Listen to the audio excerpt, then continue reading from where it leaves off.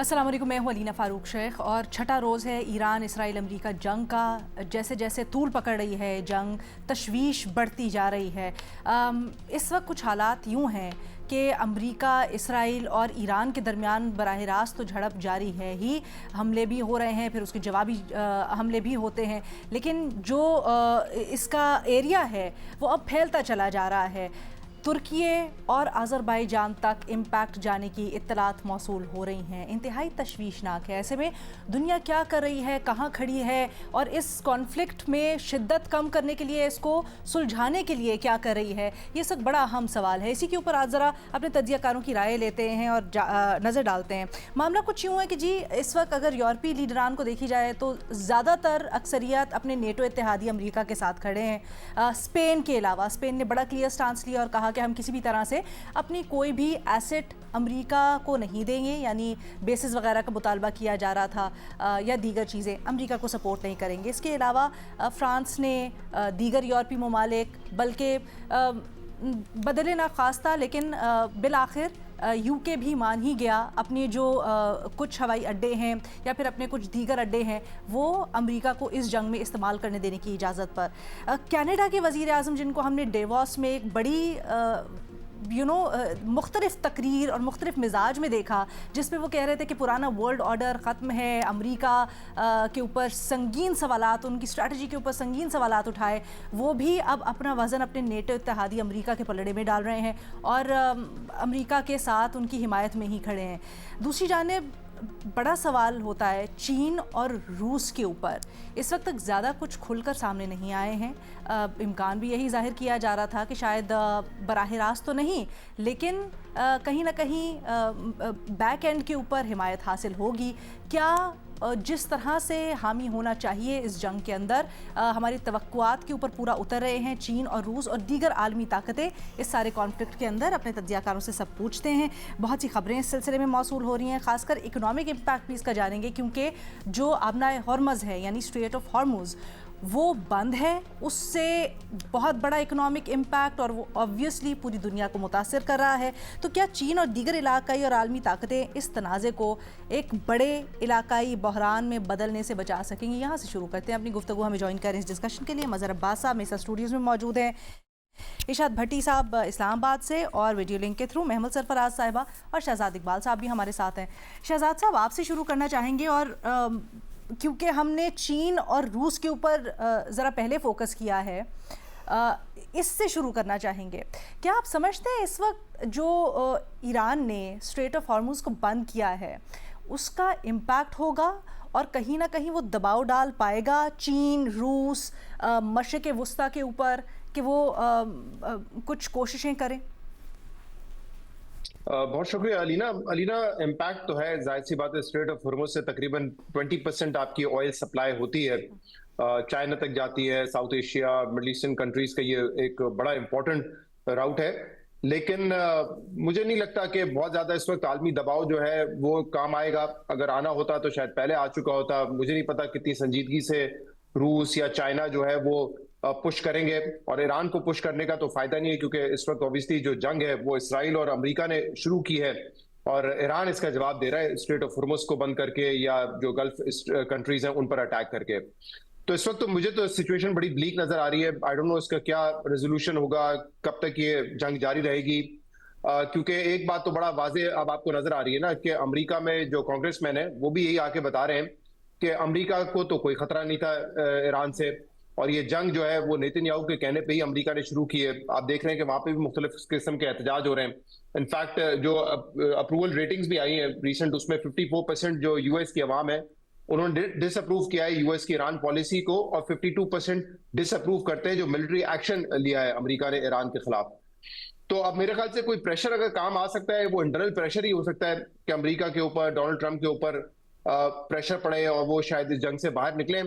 But जैसे कहते हैं ना कि जंग शुरू करना तो आसान है, जंग खत्म कैसे होती है इसका किसी को नहीं पता। अब ऑब्वियसली जो इन्होंने अपने अहदाफ बताए थे, जिसमें एक बड़ा हदफ तो ये था बैलिस्टिक मिसाइल तबाह करना, न्यूक्लियर प्रोग्राम खत्म करना, उसके साथ साथ तो ये था ना कि ईरान में रिजीम चेंज करना है। अब वो रिजीम चेंज तो फौरी तौर पर उसके कोई इम्कानात नजर नहीं आ रहे। ऐसा नहीं है कि आयतुल्लाह अली खमेनी को जो है मारने के बाद, उनको शहीद करने के बाद ऐसा नहीं हुआ है कि वहां पे कोई नई रिजीम या कोई प्रोटेस्ट शुरू हो गए हो इस मौजूदा रिजीम के खिलाफ। तो वो उसकी तो कंटिन्यूएशन फिलहाल नजर आ रही है, और अब ऐसा लगता है कि ये उसका अब अमेरिका का जो और इसराइल का हदफ है ये भी मुमकिन है कि पूरा ना हो। तो अब जो वॉर स्ट्रेटेजी नजर आ रही है उसमें तो वो चाह रहे हैं कि शायद मुकम्मल तबाही हो, चाहे वो ईरान की नेवी हो, ईरान की जो एयर स्पेस हो, उस पर मुकम्मल एक कंट्रोल चाहते हैं, काबिज होना चाहते हैं। आज तो बल्कि मैं देख रहा था कई ऐसे मकामात हैं जिनको निशाना बनाया है, जिसमें फुटबॉल ग्राउंड भी है उनका, और मुख्तलिफ ऐसे इलाके हैं जिनको अटैक किया है जहाँ पे सिविलियन कैजुअलिटीज भी हुई हैं। तो मुझे तो मैं कोई एक्सपर्ट नहीं हूं इसका, बट मुझे जो सिचुएशन इस वक्त नजर आ रही है वो बहुत ज्यादा ब्लीक है। गल्फ कंट्रीज पे जो अटैक है उसके बाद हम देख रहे हैं कि इंटरनेशनल मार्केट में ऑयल की प्राइसेस बढ़ना, मुख्तलिफ कमोडिटीज की प्राइसेस में वॉलिटिलिटी और फ्लक्चुएशन आना, आई थिंक ये तमाम ममालिक को मुतासिर करेगा, पूरी दुनिया को मुतासिर करेगा। अच्छा, ये कितना बड़ा फैक्टर हो सकता है, कितना बड़ा लेवरेज हो सकता है इकोनॉमिक इम्पैक्ट मामलात को रिजॉल्व करने की तरफ?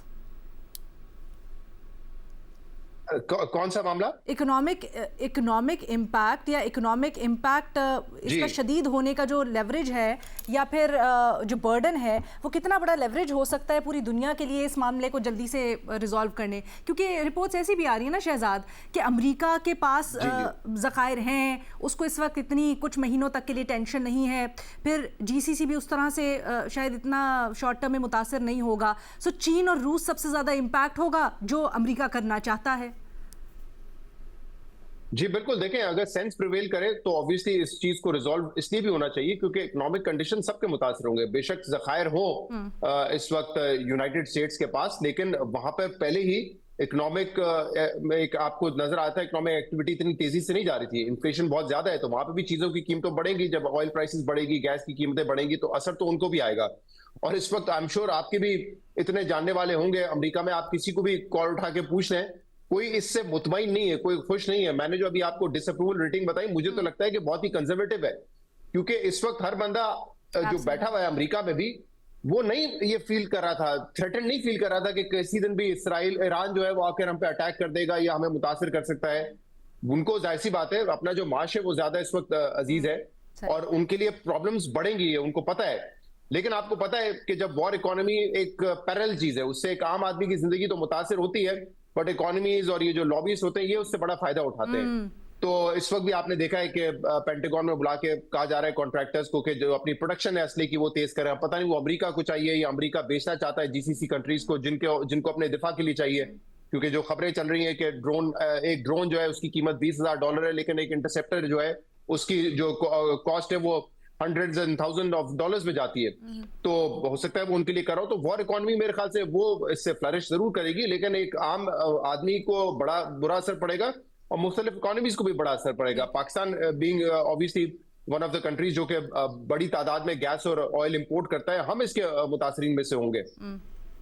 ठीक है। महमल, आपकी इसके ऊपर क्या राय है? आप क्या समझती हैं? और मुख्तलिफ इत्तलात आ रही हैं, अभी रजीम चेंज की तरफ इशारा किया शहजाद ने।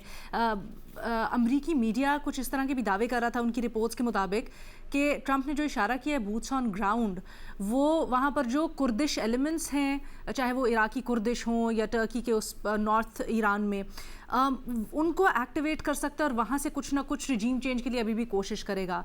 डू यू फील ऐसा ही होगा या कुछ दरमियान में लेवरेज है इस वक्त जो ममालिक हैं दीगर उनके पास? देखिए लीना, मेरा नहीं ख्याल कि दूसरे ममालिक पास कोई ख़ास लेवरेज है। ये जो डिसीजन होगी इस जंग को ख़त्म करने की, ये अमेरिका और इजराइल की ही होगी, ये उनकी जॉइंट डिसीजन होगी। बाकी ममालिक बिल्कुल कह सकते हैं, लेकिन हमने देखा कि जो अमेरिका के अंदर आपने सुना कि उनके अपने ट्रंप ऑफिशियल्स ने भी ये बात की कि इजराइल ने फोर्स किया है, ये जो जंग है अमेरिका ने की ही इसलिए। बाद में वो बैक ट्रैक भी उन्होंने करने की कोशिश की और फिर उन्होंने डिफरेंट किस्म की जो है उन्होंने उसकी एक्सक्यूजेस बनाई कि नहीं ट्रंप को फीलिंग थी, लग रहा था, ये होना था, वो वाली चीज़ें। अब आप देखिए कि एक जो सर्वे जैसे अभी एक तो शहजाद ने जो अप्रूवल रेटिंग और वो वाला सारा सर्वे होता है, एक सर्वे के मुताबिक 60% अमेरिकन एक्चुअली कह रहे हैं अमेरिका की एक्सप्लेनेशन क्या है उन्हें समझ ही नहीं आ रही, वो उससे सेटिस्फाइड नहीं है जो अमेरिकी एडमिनिस्ट्रेशन एक्सप्लेनेशन दे रही है। और वो उनके अपने सेनेटर्स भी नहीं इस चीज़ से सेटिस्फाइड, जो बाहर निकले जब ब्रीफिंग वगैरह से भी उन्होंने भी जो बात की, देखिए लीना, मेरे ख्याल में पहली चीज़ है, अमेरिका ने बहुत ज़्यादा मिसरीड किया और मिसकैलकुलेट किया। जो वो रिजीम चेंज की बात कर रहे थे, उन्हें लग रहा था कि आयतुल्लाह खामेनेई की शहादत के बाद जो है लोग जो है वो शायद बाहर आएंगे, जो कि अगर इस रिजीम के साथ नहीं है या उसको पसंद नहीं करते थे। लेकिन हमने क्या देखा, ईरान में इस चीज़ का उल्टा हुआ, बल्कि एक्चुअली ईरान मोर यूनाइटेड हो गया खामेनेई की शहादत के बाद, क्योंकि कोई भी ये नहीं बर्दाश्त करेगा कि ज़ायनिस्ट आकर और अमेरिका आकर उनके लीडर को, सुप्रीम लीडर को शहीद करके इस तरह से चला जाए। ये किसी को बर्दाश्त नहीं होगा। और जो लोग उनके अगर नहीं भी साथ थे रिजीम के, वो भी उनके हक में निकले। ईरान के अंदर आप प्रोटेस्ट देख लें अलीना, ईरान क्या, मैं कहूंगी पूरी दुनिया के अंदर आप प्रोटेस्ट देख लें, सुन्नी शिया जो वैसे बड़ी बात होती है, सारे इकट्ठे होकर आयतुल्लाह खमेनेई के लिए बाहर निकले हैं, because this is a war for, मतलब उनके ऊपर जो एक नाहक जंग हुई है ना, तो इस वजह से जायनिस्ट की तरफ से। अच्छा, फिर अलीना आप जो अभी बात करिए बूट्स ऑन द ग्राउंड की, अब देखिए ये भी हमें बताया गया कि उस ब्रीफिंग के बाद लग ऐसे रहा है कि शायद बूट्स ऑन द ग्राउंड रहेंगे। होगी तो एक बहुत बड़ी हमाकत, लेकिन कोई बईद नहीं है कि ये चीज हो, क्योंकि हमने देखा है कि ये जंग भी एक हमाकत ही थी, यानी कि ये करने की जरूरत नहीं थी, ये एक अननेसेसरी चीज थी, लेकिन इसराइल के कहने पे अमेरिका ने ये चीज की। अच्छा, जो कुर्द्स का इस्तेमाल है वो अभी तो वो डिनाई कर रहे हैं, लेकिन अगर तो जिस तरह की रिपोर्ट्स आ रही हैं, इसका मतलब है कि कुर्द लाजमी कहीं ना कहीं इस्तेमाल जरूर होंगे। पहले भी हमने ये चीजें देखी हैं। मसला क्या है, वो डिस्टेबलाइज करता है इराक, टर्की और ईरान। खाली ईरान की डिस्टेबलाइजेशन की बात नहीं, ईरान को तो वैसे ही जिस तरीके से अटैक कर रहे हैं, बल्कि मैं कहूंगी कि कोई इंटरनेशनल लॉ जिस तरीके से उन्होंने वो जहाज, बहरी जहाज जो है जिसको जिस तरह से उसको टारगेट किया, उसको उड़ाया, श्रीलंका में, हाँ। वो बिल्कुल जी, तो श्रीलंका के पास तो पास, बेसिकली, हाँ। और वो जो इंडिया से वापस आ रहा था, तो बेसिकली अलीना जो ये चीजें, ये बहुत ज्यादा खौफनाक है। अच्छा, कतर के फॉरेन मिनिस्टर ने कॉल की ईरानियन फॉरेन मिनिस्टर को, और जो उन्होंने बात की, उन्होंने कहा कि ये इमीडिएटली रोकें ये सारा कुछ, ये ना हो कि आप अपने जो नेबरिंग कंट्रीज है उनको ड्रैग करें इस सारे मामले में। मसला क्या है लीना, कि ईरान तो नहीं ड्रैग कर रहा, ये बात उनको ईरानी फॉरेन मिनिस्टर को तो कहने की जरूरत नहीं थी, ये बात तो उनको अमेरिका और इजराइल को कहने की जरूरत है।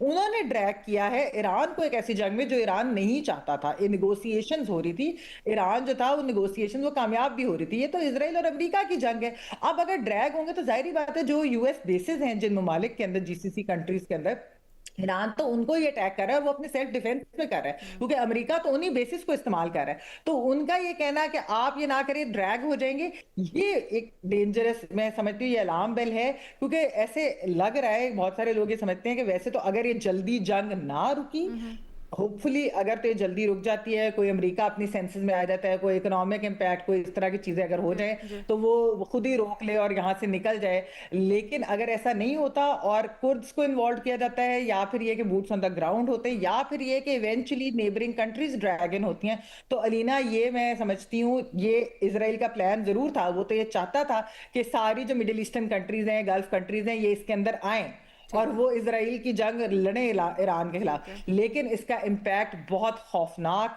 बहुत खतरनाक होगा, ना सिर्फ ये मिडिल ईस्टर्न गल्फ कंट्रीज के लिए, ये दुनिया के लिए, ये हमारे जैसे ममालिक के लिए भी। जैसे मैंने आपको पहले भी, पिछले हफ्ते भी अरीना बात हो रही थी, जो बैल्कनाइजेशन जो ईरान का प्लान है, उसके अंदर कुर्द्स भी एक एलिमेंट है ना, क्योंकि कुर्दिस्तान वाली भी बात होती है, तो उसके अंदर इराक, टर्की, ईरान वाली चीज आती है, तो फिर पाकिस्तान और ईरान का बलूचिस्तान भी आता है। ये बहुत ज्यादा एक खौफनाक किस्म की मेरे ख्याल में जंग है, और अमेरिका ने शायद इसको प्रॉपरली सोचा नहीं। लेकिन जिस तरीके के ईरान के जो लोग, एक तो वैसे भी ईरान को छोटा मुल्क नहीं है लीना, ईरान की आर्मी भी काफी बड़ी है, ठीक है, उनको उनके ऊपर सैंक्शन को नुकसान भी होगा बहुत ज्यादा, लेकिन मैं फिर भी समझती हूँ कि जिस तरीके से वो फाइट बैक कर रहे हैं, कोई और मुल्क इतनी बहादुरी से ना करता। और आयतुल्लाह खमेनेई की शहादत के बाद जो है, वैसे ही एक पूरा सेंटिमेंट जो है वो इस वक्त ईरान के साथ ओवरऑल, अगर आप देखें कि जो मजलूम के होता है, वो वाला सेंटिमेंट भी उनके साथ है।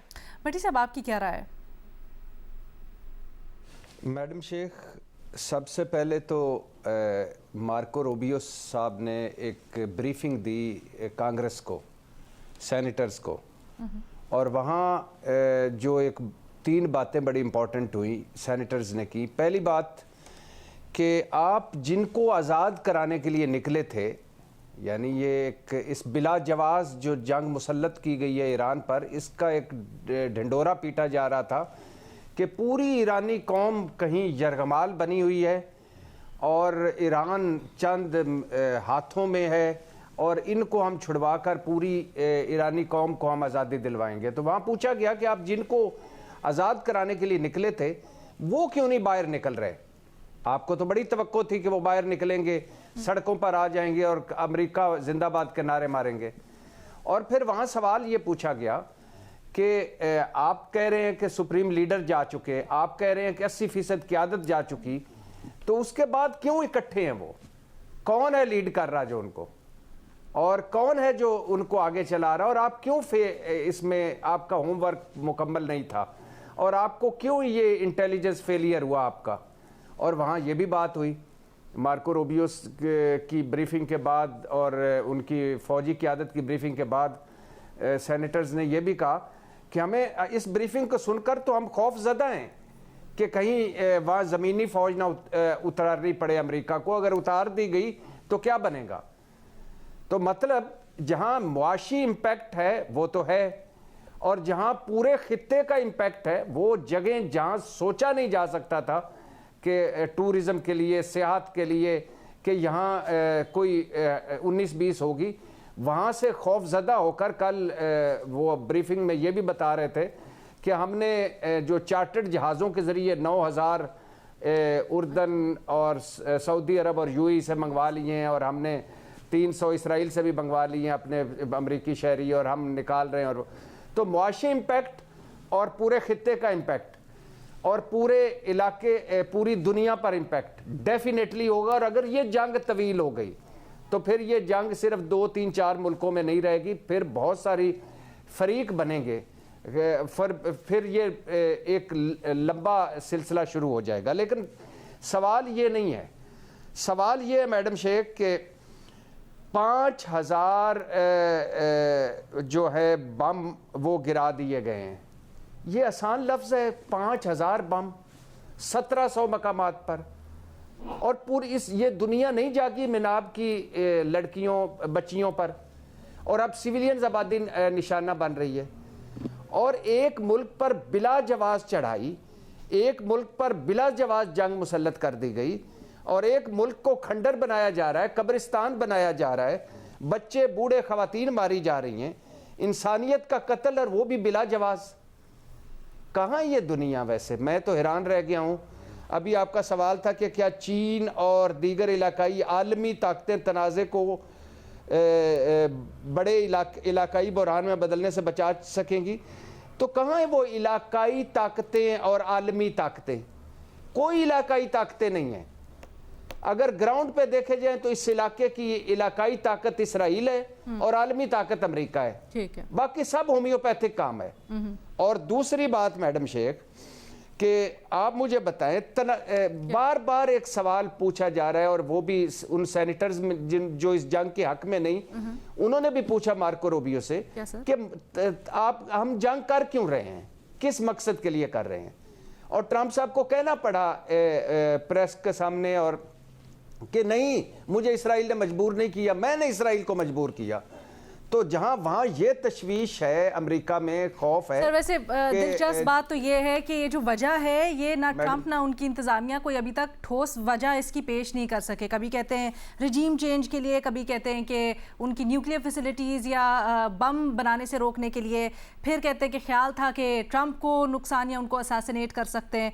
एंड में तो उनकी तर्जुमान ने, यानी ट्रंप की तर्जुमान ने, कैरोलिन लेविट, उनसे जब सहाफ़ी ने सवाल किया ऐसा, तो उन्होंने आगे से जवाब दिया सहाफ़ी को कि आप ट्रंप के खिलाफ हैं, आप उनको बुरा दिखाना चाहते हैं, आप इसलिए सवाल कर रहे हैं इस तरह के। बट मज़र अब्बास साहब, coming back to the point, हमने डेवॉस में बड़ी बड़ी तकरीरें सुनी, हमने देखा कि दुनिया ने ट्रंप जिस तरह से एक अथॉरिटेरियन निज़ाम लेकर चल रहे हैं और अपनी दुनिया में अजारादारी कायम करने के लिए मुख्तलिफ इक़दामात लिए हैं, इसको कॉल आउट किया। कैनेडियन प्राइम मिनिस्टर उसमें से एक थे, हमने भी यहाँ पर बैठ के डिस्कस किया।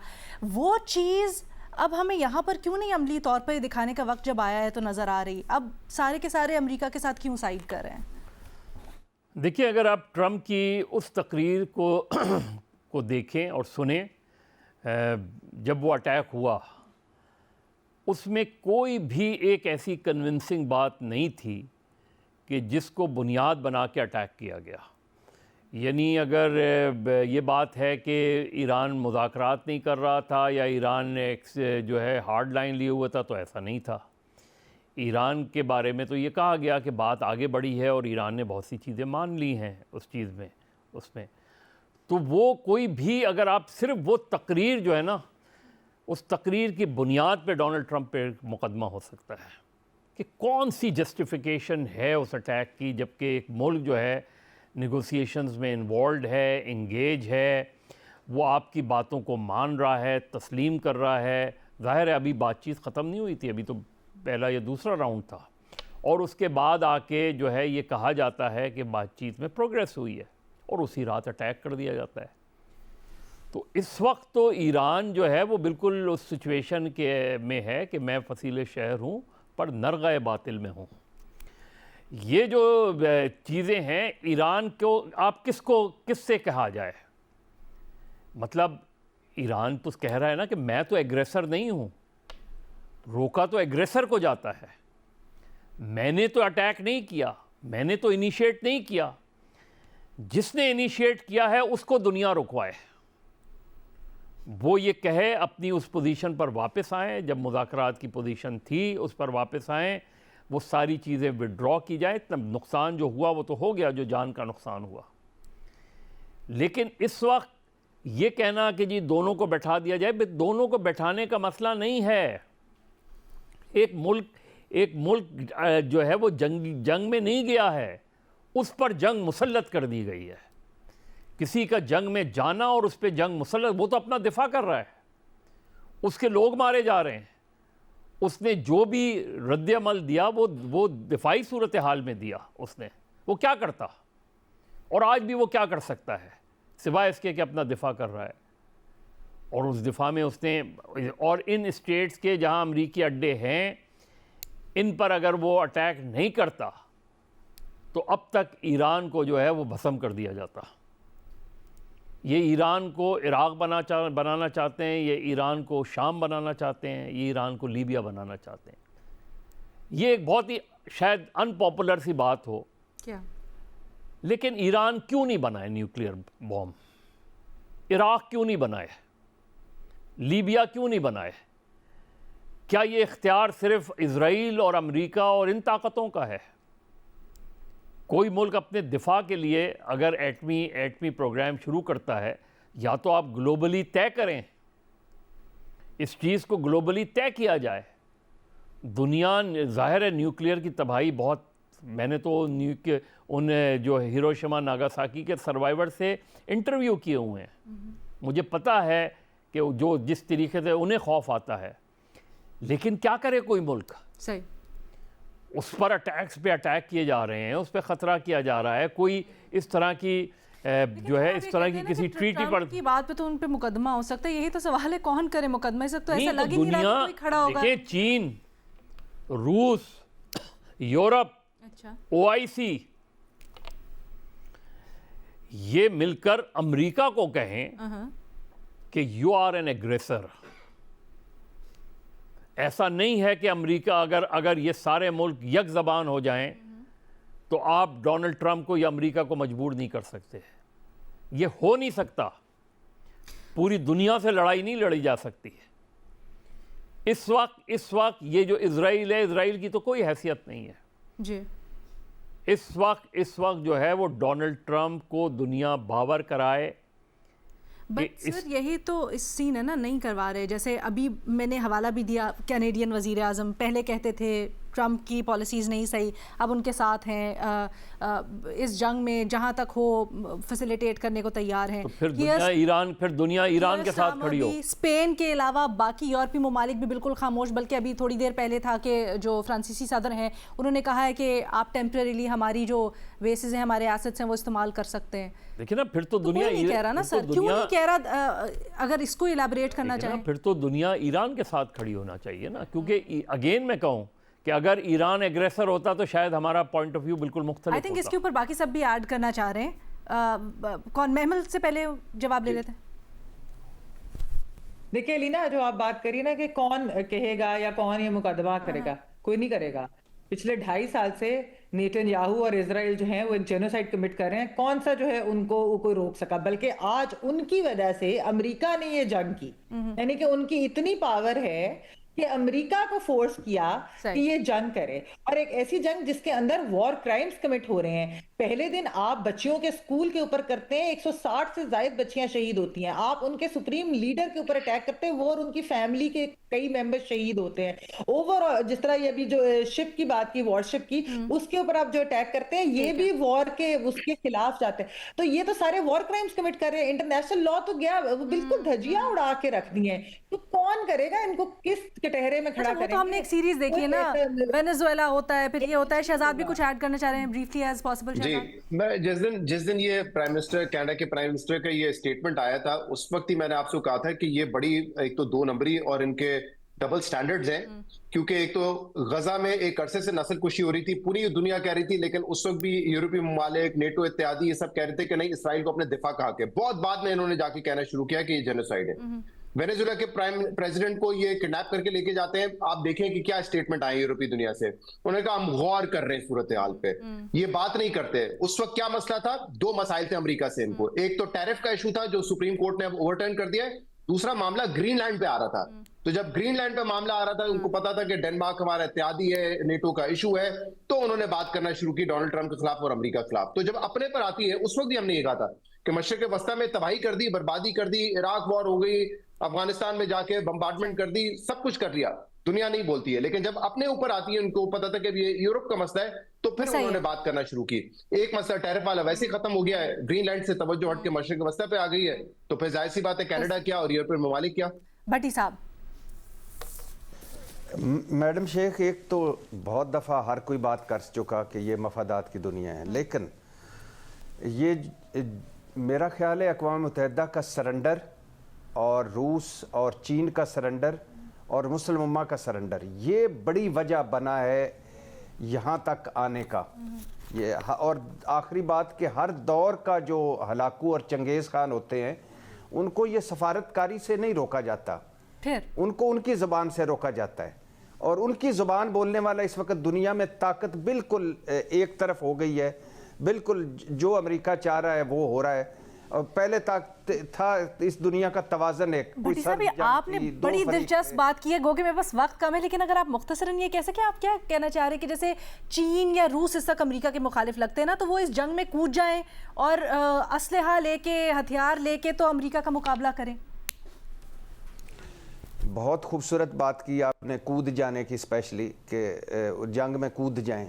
तो पहले क्या ये एक एक करके कूदते जा रहे हैं, जो इसको रोकने के लिए कहीं ना कहीं तो कोई हद लगनी पड़ेगी ना। मैं तो आपकी पूछ रही हूँ ना, राय क्या है? आप इसका इख्तिताम ऐसे समझते हैं? मिसाल के तौर पे जी मैं समझता हूँ, बिल्कुल समझता हूँ। मुस्लिम उम्मा इकट्ठी होती और अगर ये किसी काबिल होती, किसी जोगी होती, रुक जाते, तो ये ना यहाँ ना आता। और फिर ये कब तक आप इस तरह कि ये कोई बात है भला कि हमें पसंद नहीं है फलां बंदा, मार दो, हमें पसंद नहीं फला रिजीम, हटा दो, हमें वो चीज़ पसंद नहीं। सर, अगर अस्करी तौर पर शामिल हो जाएंगी ये ताकतें और सिफारतकारी से नहीं काम लेंगी, तो वो तो एक और वाइडर कॉन्फ्लिक्ट हो जाएगा ना, जो आप कह रहे हैं। तीन चीज़ें हैं मैडम शेख। नहीं मैडम शेख, इसको रोकने के लिए ज़रूरी नहीं है कि आप घोड़े पे बैठ जाएं और जाके आप गोलियां मारना शुरू कर दें। फिर क्या करें? इसको रोकने के लिए मईशत है, मुआशी हथियार है, इसको रोकने के लिए तेल है, इसको रोकने की सफारती है। आखिरी हरबा है कि तो आप कह रहे हैं सर, सिफारतकारी और बाकी हरबे नहीं अमेरिका को समझ आएंगे, अमेरिका को उनकी जबान में जवाब देना पड़ेगा।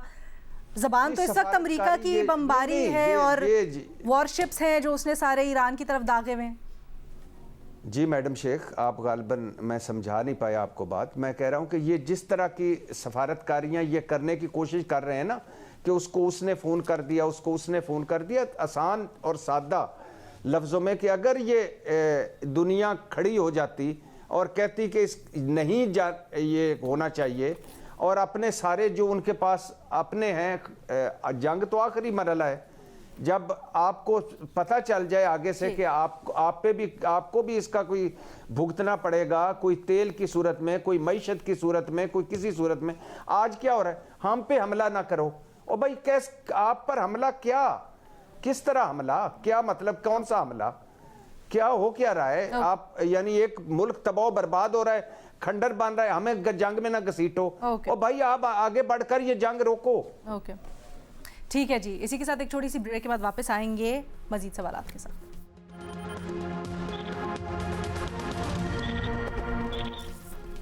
Welcome back.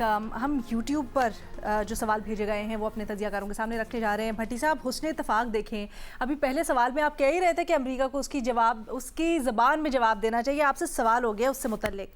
सर, स्पेन ने अमेरिका को ईरान पर हमलों के लिए किसी भी किस्म की इमदाद देने से इनकार किया है।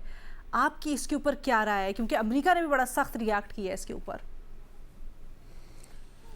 देखिए, पहला मरहला, जैसा अभी पहले भी बात हो रही थी कि पहला मरहला क्या है कि आप इस जंग का हिस्सा ना बने। दूसरा मरहला क्या है कि आप लोगों को और मुल्कों को और अपने हम ख्याल बाकी सारों को इकट्ठा करें और उन्हें कहें कि हम इसमें क्या किरदार अदा कर सकते हैं। मुआशी तौर पर यानी अमेरिका इस वक्त ये बहुत बड़ा एक सेटबैक हो सकता था अगर पूरे मुस्लिम उम्मा एक तरफ हो जाती या यूरोप खड़ा हो जाता।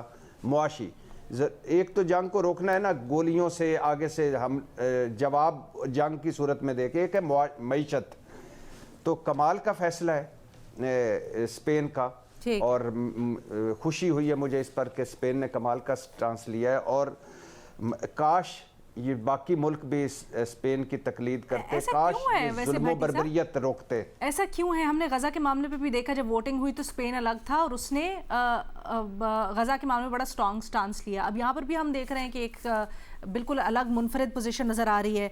जो स्पेन कर सकता है वो बाकी यूरोपीय ममालिक या यूरोपीय यूनियन क्यों नहीं कर रही? और क्या इस इत्तेहाद के ऊपर अब स्पेन के अलग हो जाने से कोई सवाल भी खड़े हो रहे हैं? नहीं, मेरा ख्याल है मैडम शेख, नहीं। आपको ये भी ज़हनों में होना चाहिए कि जब वो पूरा गया था गज़ा में, वो कश्तियों पर और पूरा वो एक काफ़िला गया था, तो वो स्पेन से उसकी इब्तिदा हुई थी और स्पेन ने हमेशा इंसानी हकूक़ या इसके हवाले से या सदर ट्रंप के हवाले से उनकी हमेशा रिजर्वेशंस रही हैं, अमेरिका के हवाले से हमेशा रिजर्वेशन रही हैं। तो मुझे काश इसमें बाकी मुल्क भी शामिल होते, लेकिन नहीं हो रहे, बदकिस्मती है। अच्छा, इसके ऊपर इलाबोरेट नहीं करेंगे। थैंक यू सो मच भट्टी साहब। मज़हर अब्बास साहब, आपसे सवाल हो रहा है, कराची में ट्रैफिक की रवानी के लिए ट्रैफिक पुलिस ने कुछ इकदाम किए हैं, कुछ फ़ैसले किए हैं। शाम 7 बजे से चांद रात तक शहर के तमाम बड़े स्टोर्स, चांद रात तक शाम 7 बजे से रात तक तमाम बड़े स्टोर्स, शॉपिंग सेंटर्स, तिजारती मराकज़ के बाहर रिक्शा, टैक्सी, दीगर कमर्शियल गाड़ियों का दाखिला मना कर दिया गया है। आपके ख्याल में ट्रैफिक की रवानी के लिए फ़ैसला कैसा है? ये पुलिस वाले ख़ुद बताएं कि कैसे सही होगा इससे। अगर सड़कों के ऊपर जो सर्विस रोड्स हैं, फुटपाथ हैं, उन पे ठेले होंगे हर वक्त अब, और ये तो ख़ास तौर पे रमज़ान में ये ख़ास तौर पे आती हैं चीज़ें उसके अंदर। ये जो हर चीज़ है ना कि आप जो रक्शे वाले को रोक दो और इसको रोक दो, इससे ट्रैफिक की फरावानी या इससे बिल्कुल भी चीज़ें नॉर्मल नहीं होंगी। बहुत शुरू से हमेशा वज़ीर आला भी नोटिस ले लेते हैं। ये सारी चीज़ें भाई बेसिक सी चीज़ें हैं। सड़क नज़र आनी चाहिए। सड़क पर दूसरी चीज़ें जब आएंगी, इनक्रोच होंगी, इतनी कुशादा सड़क को अगर आप बिल्कुल इतना पतला सा कर देंगे, और पतले से करने से मुराद ये कि एक दुकान है, उसके बाद सर्विस, उसके बाद फुटपाथ हैं, उसके बाद मोटरसाइकिल्स हैं, उसके बाद गाड़ियां हैं, तो फिर सड़क कहाँ रहेगी? तो आप भले रक्शे वालों को वो कर दें, कितना फ़र्क पड़ेगा रक्शे वालों को वो कर दें। ये शहर अब मोटरसाइकिल वालों का शहर है, क्योंकि आपने पब्लिक ट्रांसपोर्ट सिस्टम को बेहतर बनाया ही नहीं। आई थिंक ये बड़ा अहम पॉइंट है साहब। अगर पब्लिक ट्रांसपोर्ट है ही नहीं और मैसेज हमारी जो हैं वो इन्हीं चीज़ों के ऊपर रिलाई करती हैं, रिक्शा, कैब्स, पब्लिक या प्राइवेट। आप किसको कहाँ रोकते हैं? आप कौन रक्शे में कौन ट्रैवल करता है? एक लोअर मिडिल क्लास का आदमी। अब उनके लिए कितनी मुश्किल होगी। यही दिन होते हैं शॉपिंग के, आप कहाँ से चल के आए, इतने बड़े बड़े थैले उठा के किस तरह से आए? तो मैनेज करने की बजाय एक बड़ी, इनके पास कोई ट्रैफिक प्लान नहीं है, इनके पास कोई चीज़ों को बेहतर करने का प्लान नहीं है। ये आधी सड़कें टूटी हुई हैं, आधी सड़कें बंद हैं। तो उसके बाद सड़कों पे ट्रैफिक जैम नहीं होगा तो क्या होगा? ईद पे आप देख लीजिए, आधे 70% सिग्नल्स ख़राब हैं। सही। ऐसे में कैसी चीज़ें, बस सिर्फ आप चीफ मिनिस्टर हाउस में मीटिंग कर लो, जो है ट्रैफिक पुलिस के उसमें मीटिंग कर लो, एक बयान जारी कर दो, कमिश्नर साहब एक मीटिंग बुला लें, इनके नहीं होगा। नज़दीक मैंने आज तक नहीं देखा इतने सालों में मेरा ख्याल है सर, कि इन्होंने इस चीज़ प्रॉपर को- ट्रैफिक प्लान बनाया हो। मेरा कभी ख्याल है भी इस चीज़ को इस रमज़ान के पे कंक्लूड करते हैं कि ना सिर्फ ट्रैफिक पुलिस को इसके ऊपर वजाहत करने की ज़रूरत है, बल्कि इसके ऊपर रिव्यू करने की ज़रूरत है संजीदा तौर पे, क्योंकि ये वो मोड ऑफ ट्रांसपोर्ट है जो कि आवाम जो कि मैसेज इस्तेमाल करती हैं इस शहर के अंदर, रिक्शा, टैक्सी, ईद के दिनों में शॉपिंग के साथ कितना मुश्किल हो जाएगा। तो मैनेज करने की कोशिश करनी चाहिए बजाय इसके कि आप पाबंदी लगा दें। वी होप जी इसका नोटिस लिया जाएगा। एक छोटी सी ब्रेक लेते हैं, ब्रेक के बाद वापस आते हैं दीगर सवालों के साथ। Welcome back. महमल, आपसे सवाल हो रहा है कि ईरान इसराइल अमेरिका जंग में हमने देखा है कि काउंटर स्ट्रैटेजी के तौर पर ईरान ने जो बरादर ममालिक कहा जाता है या दीगर गल्फ ममालिक हैं उनके ऊपर जवाबी हमला किया अमरीकी एसेट्स के ऊपर। पूछा जा रहा है कि क्या इस वक्त OIC कोई किरदार अदा कर सकता है, जबकि हम देख रहे हैं कि तेज़ी से ये जंग फैल रही है। देखिए लीना, पहली चीज़ तो ये है कि जो ईरान ने अभी तक जो हमले किए हैं वो ही जिस तरह आपने बताया भी कि अमरीकी तनसीबात के ऊपर किए, क्योंकि वहाँ पर ज़ाहिर बात है बेसिस हैं। तो ईरान तो अपने सेल्फ डिफेंस में कर रहा है, अमेरिका जो है वहीं से इस्तेमाल कर रहा है अपने जो भी जंगी मवाद ये सब कुछ। तो इसलिए ये तो आप नहीं कह सकते कि वो कोई इन ममालिक के ऊपर इस तरह से कोई अटैक कर रहा है किसी दुश्मनी की वजह से। जहां तक OIC की बात है तो बड़ी एक अनफॉर्चुनेट सी चीज़ है लीना कि मुझे लगता है खैर OIC की एक पहले भी हमने कई दफ़ा बात कर चुके हैं कि बिल्कुल एक मीनिंगलेस ऑर्गेनाइजेशन, क्योंकि ये कोई चीज़ रोक नहीं सकते। यानी गजा के अंदर अगर 2.5 साल से जेनोसाइड चल रहा है तो क्या ये रुकवा सके? कुछ भी नहीं। कोई हमने यूनाइटेड फ्रंट उस तरह का कोई प्रेशर चीज़ देखी नहीं। हमने देखा बल्कि कई बहुत सारे जो मुस्लिम ममालिक हैं वो एक्चुअली इसराइल का साथ दे रहे हैं। वो इसराइल को ना सिर्फ ये रिकग्नाइज करते हैं बल्कि वो उनके साथ खड़े भी हैं। तो ये एक ओवरऑल बड़ी अनफॉर्चुनेट चीज़ है। OIC तो कुछ नहीं कर सकेगा, लेकिन मैं ये कहूंगी जरूर कि OIC को सोचना चाहिए कि जो चीज उनको रोकनी चाहिए वो ये है कि ये जो बाकी कंट्रीज हैं जो इस वक्त लग रहा है कि शायद इवेंचुअली अगर ये जंग ना रुकी तो ये gulf countries, middle eastern countries भी इस जंग में कूद जाएंगी। उनको रोकना चाहिए और उन्हें समझाना चाहिए कि ये आपके भी मुफाद में नहीं है, ये किसी के मुफाद में नहीं है। इजराइल का प्लान जरूर हो सकता है, लेकिन वो एक वॉर क्रिमिनल मुल्क है, वो एक ज़ायनिस्ट मुल्क है। वो इस वक्त जो है बच्चियों को मार रहे हैं, वो लोगों के लीडर्स को शहीद कर रहे हैं। तो ये सब कुछ जो है ये रोकना होगा, और इस चीज़ को अगर वो रोक सके तो बड़ी बात होगी। लेकिन मेरा नहीं ख्याल कि वो कोई किरदार अदा करेंगे या वो इस चीज़ को रोकेंगे, अनफॉर्चुनेटली। बहुत ही अफसोस की बात है। वैसे इस वक्त तो बड़ा एविडेंट है कि अमेरिका कितनी सालों से इन रूल की पॉलिसी के ऊपर चल रहा था और अब उसका हम अमली नमूना देख भी रहे हैं। शहजाद इकबाल साहब, सर आपसे पाकिस्तान से मुतल्लिक सवाल हो रहा है। ये जो खदशात जाहिर किए जा रहे हैं, तवानाई बहरान आने वाले दिनों में इस जंग के नतीजे में हो सकता है।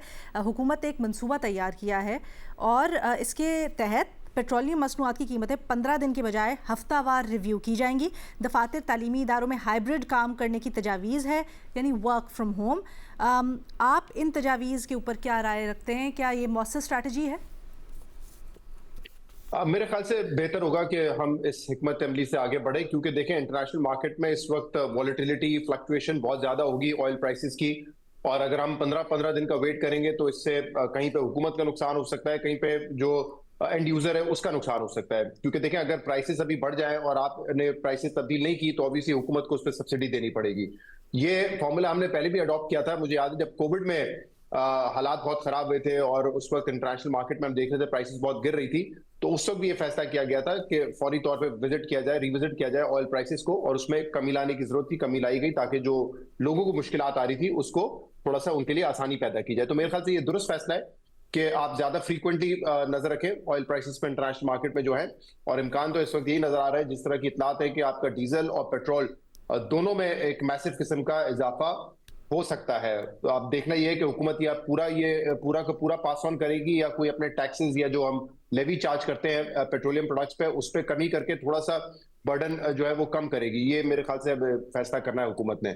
दूसरा जो इम्पोर्टेंट पहलू है वो ये जाहिर सी बात है कि अगर आप किसी तरीके से भी अपने जो ऑयल की इस वक्त यूजेज है उसको कम कर सकते हैं तो वो भी बेनिफिशियल होगा, क्योंकि इस वक्त एक खदशा ये है कि शायद आपको अनकरीब एक शॉर्टेज का सामना हो। आपने देखा है कि कतर ने जो LNG की सप्लाई है उसको भी फिलहाल होल्ड कर दिया है। स्ट्रेट ऑफ हुर्मुज़ की वजह से जो ऑयल की इस वक्त सप्लाई है वो भी मुतासिर होगी। तो जितना भी हम इस वक्त बचा सकें अपने रिजर्व्स को, मेरे ख्याल से वो ज्यादा बेहतर होगा। शहजाद, कितने अरसे तक के रिजर्व्स हैं अभी हमारे पास, और ये जो आप कह रहे हैं कि शॉर्टेज का खदशा है, ये कितने अरसे बाद हमें फेस करना पड़ सकता है? देखिए नॉर्मली मेरे ख्याल से बिटवीन 20 to 30 डेज की जो है आपके पास स्टॉक्स होते हैं ताकि आप जो है कोई भी किसी किस्म की शॉर्टेज हो तो उसको पूरा कर सकें। अब किसी को नहीं पता कि ये जंग जो है वो कितने अरसे तक जारी रहेगी। अगर ये ज्यादा तवील होती है तो जाहिर सी बात है, और ये स्ट्रेट ऑफ हॉर्मज़ अगर बंद रहता है तो एक तो पाकिस्तान को सप्लाई लाइन मुख्तलिफ ढूंढनी पड़ेगी, ठीक है। ऑब्वियसली आई एम श्योर दुनिया भी देखेगी कि राउट को किस तरीके से चेंज किया जा सकता है, लेकिन जो भी होगा वो शायद ज्यादा कॉस्टली हो और ज्यादा लॉन्ग डिस्टेंस हो। तो एक तो ये ऑब्वियसली तमाम ममालिक बैठ के इंक्लूडिंग पाकिस्तान इस पे देख रहे हैं। तो बेहतर यही होगा कि हम अपनी जो है जो भी इस वक्त हमारे पास स्टॉक्स हैं उसको ज्यादा एफिशिएंटली और प्रूडेंटली यूज करें। ओके वैसे तो मैं आपसे मुतबादिल के ऊपर पूछना चाहती थी, लेकिन माजरत के साथ वक्त हमारे पास ख़त्म हो गया, तो आने वाले दिनों में फिर इसको डिस्कस करते हैं। Thank you. नाउ इजाज़त दें जी हमें, अल्लाह हाफ़िज़।